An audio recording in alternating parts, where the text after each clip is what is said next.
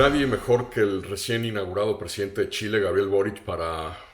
plasmar, yo creo que de manera muy nítida, muy clara, por qué los mandatarios de la región tienen que estar presentes en una cumbre de las Américas y sobre todo en esta coyuntura no solo regional sino global. Y lo que decía Boric es que, amén evidentemente de cualquier discusión sobre la lista de invitados, sobre si deben o no estar invitados países autoritarios o dictaduras, sobre si Estados Unidos se preparó a tiempo y compartió a tiempo los temas de la cumbre. Más allá de cualquiera de estas consideraciones, la realidad es que, como lo articuló Boric, hay que estar presentes porque tenemos que generar una densidad de conexiones, de interacciones entre los países, entre los distintos mandatarios y en particular con un gobierno estadounidense que viene después de 4 años de vandalismo diplomático trumpiano. Y ojo, a diferencia de México, el primer socio comercial de Chile en este momento es China, no es Estados Unidos, y aún así el presidente chileno tiene muy clara la importancia para los intereses de seguridad nacional, de política exterior, de prosperidad y bienestar de los chilenos, la importancia de estar en Los Ángeles. No cabe duda tampoco que el mecanismo de todas estas organizaciones regionales, subregionales, interamericanas está bastante desgastado, empezando por la propia Cumbre de las Américas, pero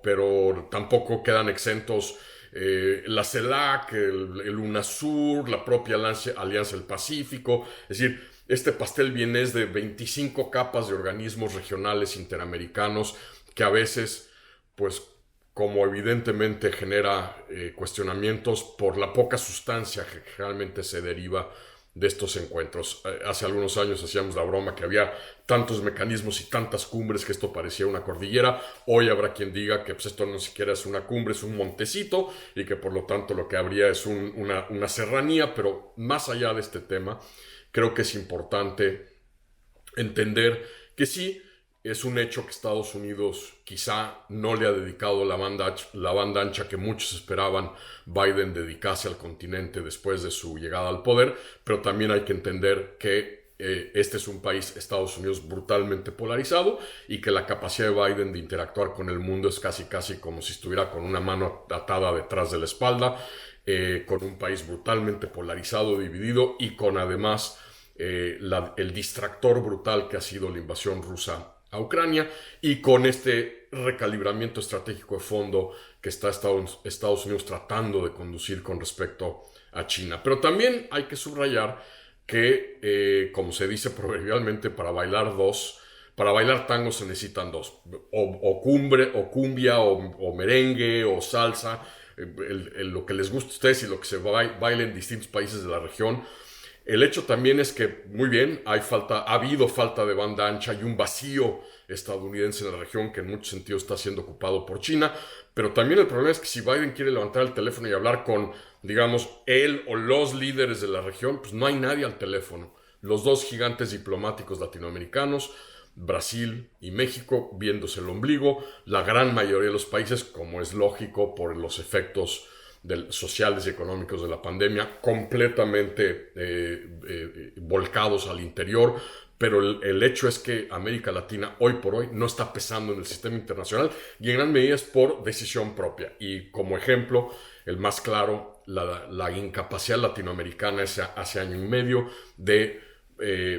reunirse, coordinarse, ponerse de acuerdo para presentar una candidatura latinoamericana al Banco Interamericano de Desarrollo, que hoy, gracias a esa incapacidad, es ocupado por un estadounidense.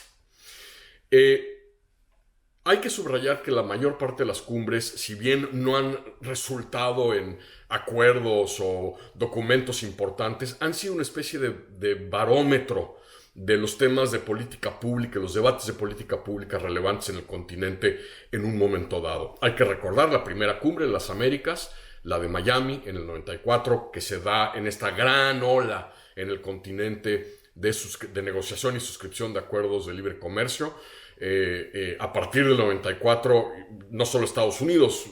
junto con el Telecan, que ya se había firmado con Canadá y con México, Estados Unidos entra en una serie de negociaciones con algunos otros países de la región, y entre países latinoamericanos se da una explosión de acuerdos de libre comercio. Y de alguna manera la cumbre de Miami anticipaba esa oleada que se vino en los años posteriores. Es el mismo caso de la cumbre Quebec en el 2001, en abril del 2001, que en donde el debate principal fue precisamente la resiliencia democrática, el fortalecimiento democrático, y que pocos meses después derivó en la Carta Democrática Interamericana, que fue suscrita por todos los países del continente, con excepción de Cuba, en la que básicamente se creaba un club de democracias en el continente. Y esta, la de Los Ángeles, en momentos en que tenemos la oleada más grande de personas en movimiento en la historia del continente, migrantes, refugiados, personas internamente desplazadas, que buscará hacia el final de hoy o mañana, digamos, dejar sentadas las bases para una especie de marco general, una visión general en torno a cómo los países de la región debemos ser todos corresponsables en el manejo de los fenómenos migratorios y en las responsabilidades que tenemos para tratar de mitigar no solo los resortes que generan la emigración, sino cómo, una vez que hay poblaciones en movimiento, confrontarlo. Los temas fundamentales de la cumbre, evidentemente, recuperación económica, cambio climático, resiliencia democrática. Importante el papel de iniciativa privada en la región, invirtiendo en capital democrático, y una agenda que evidentemente pues, habrá que ver cómo se va desdoblando en las semanas y meses por venir. Evidentemente, pues no queda más que comentar el gorila de 800 kilos en la habitación, la ausencia de México, que he compartido aquí con ustedes ya mi convicción de que es un gran autogol para la política exterior mexicana y los intereses de México, pero digamos, México hoy aquí en Estados Unidos, reducido por un lado a los chistes de los cómicos, de los programas nocturnos de comedia, en donde hemos sido blanco de escarnio. Segundo, señales diplomáticas claras, ahora sí que al buen entendedor pocas palabras. En la inauguración de la cumbre sientan al canciller mexicano junto a el secretario general de la OEA, una organización que México ha argumentado es lacaya de Estados Unidos y que hay que deshacerse de ella, y una relación entre secretario general y canciller que ha sido ríspida en algunos momentos. Ahora sí que señal clarísima y al buen entendedor pocas palabras. Y el tercer efecto, el creciente cabreo legislativo demócrata y republicano con respecto al posicionamiento de México, al arropamiento de México a gobiernos y regímenes autoritarios en la región. Habrá que ver en las siguientes horas cómo va avanzando finalmente los